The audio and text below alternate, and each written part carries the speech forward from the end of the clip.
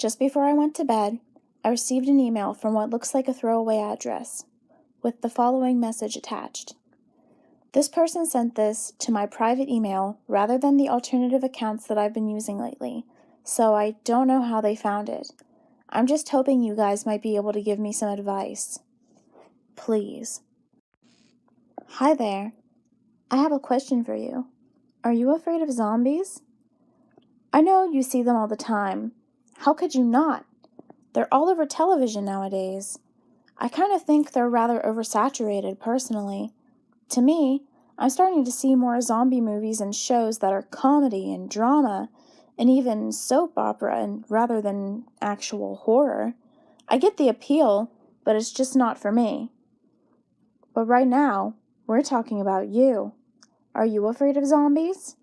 See, my friend Dave, he's always been terrified of the things, absolutely petrified. He's never wanted anything to do with them and would freeze up whenever he saw an advertisement for The Walking Dead on television, or yet another zombie plush doll for sale in his favorite collectibles store.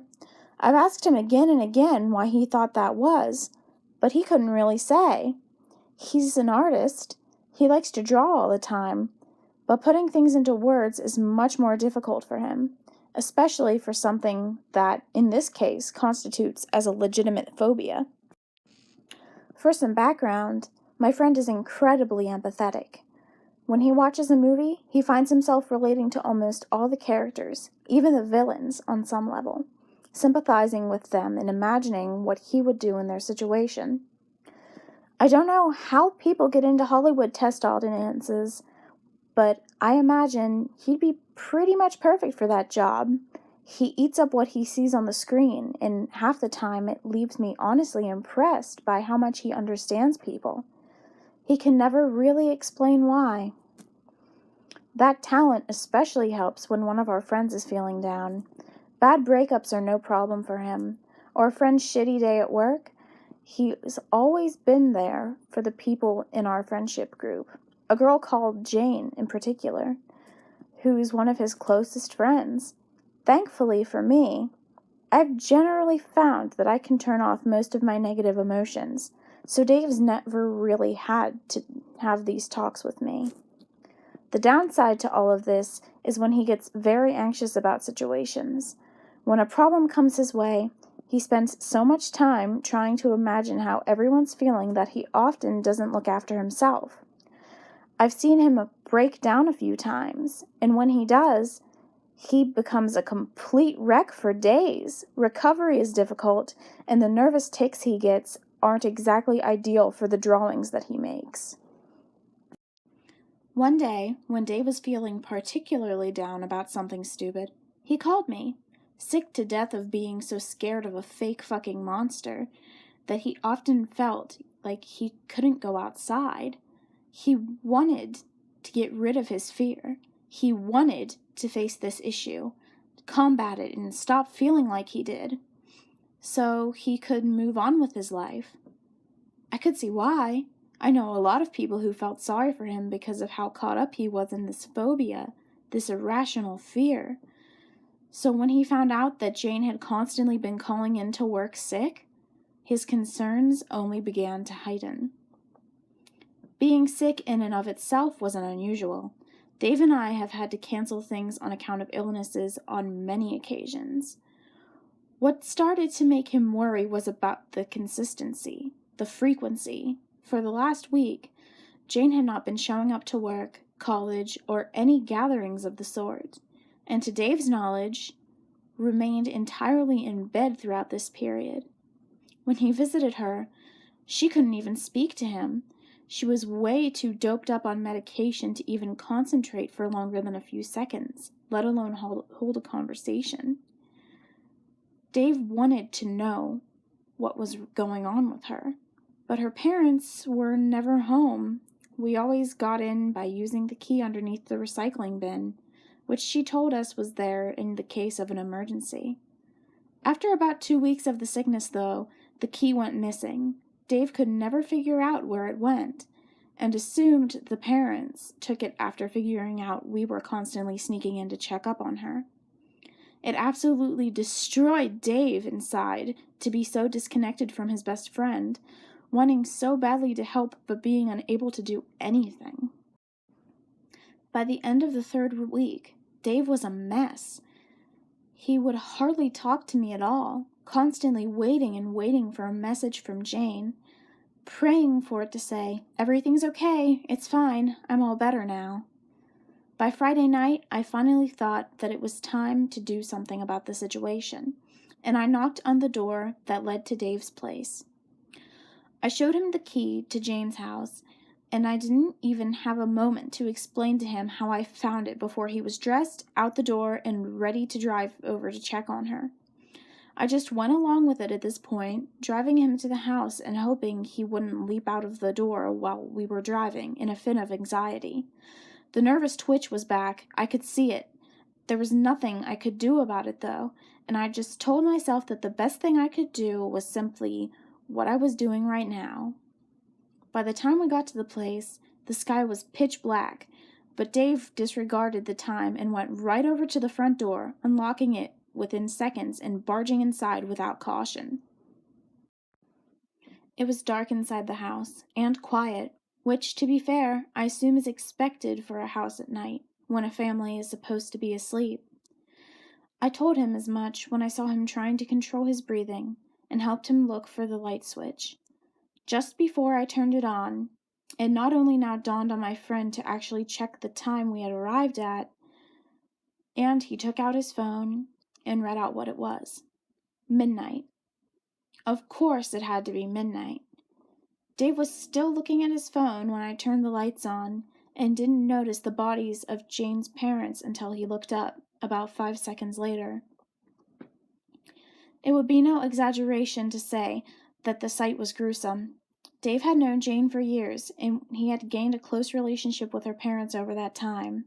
So when Dave looked up over to the other side of the room and found the 2 of Jane's fathers lying on the ground, their faces a pale white, flesh ripped off of their throats in chunks and insides dragged out onto the floor into such an extremity that I couldn't tell which body parts belonged to which person, it wasn't a surprise how he responded.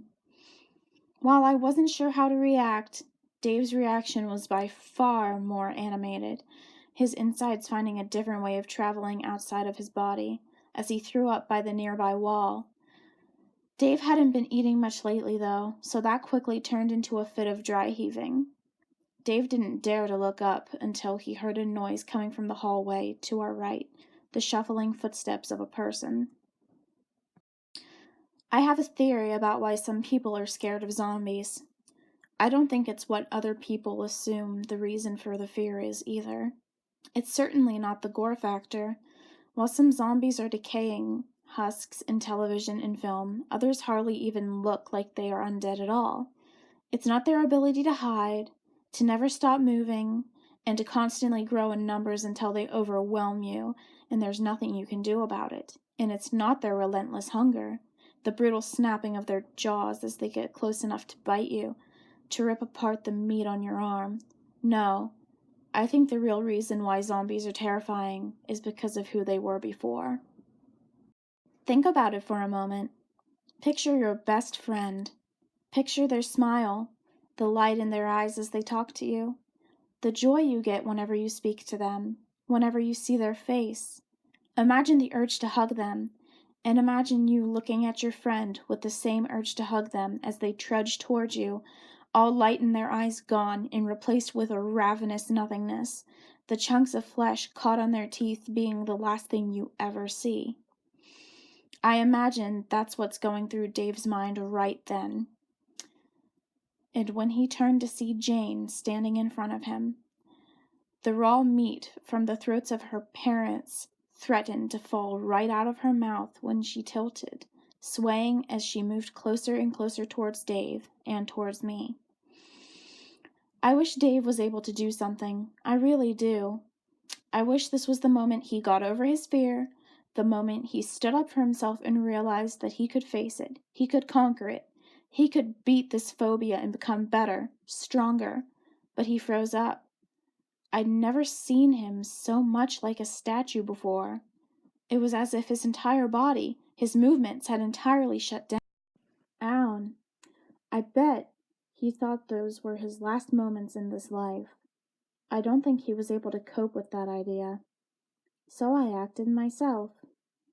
When I looked, there was a baseball bat placed just next to where I was standing, near the light switch. Awfully convenient, I know, but it was there, so I used it. In a rush of adrenaline and urgency, I pushed Dave out of the way. I ran up to Jane, lumbering towards me, who was slowly raising her hands as I took a swing with my bat, aiming right for her face. It took me about 7 hits until she stopped moving, and by the time it was over, I was drenched in blood and sweat, the liquids running down over my face and arms more than I ever would have expected. Were there tears? In all honesty, I'd like to tell you, but I just couldn't remember. I could remember the look on Dave's face, though. In truth, that look will probably stay with me until I die. Ironically, though, that face and how it made me feel is the one part about this whole situation that I can't explain to myself or understand. I spoke about Dave and his personality in the first few paragraphs with the usual implications that present tense provides. I wish that were true, but unfortunate as it is for me to say, he was not so lucky to walk out of that house unscathed. By the time I managed to call the police, Dave had passed out, and from what I can remember, the face he made towards me was the last one that I will recall of his old personality. When the person in Dave's body woke up the next day to talk to the police, it wasn't him. Dave was gone. Whether or not he'll come back is not something I can say. The last I remember seeing his body, devoid of its old self entirely, it was sitting down on his bed, not hungry, not tired, vacant. I sincerely hope that he's not gone for good, that the emptiness inside of him doesn't last forever. I say all this because I must hand it to Dave. He has always had an astonishing personality. I could never be as immersed in a situation as he always was. From how he viewed the world, he would always see the perspective of the people. That was what stuck out to him.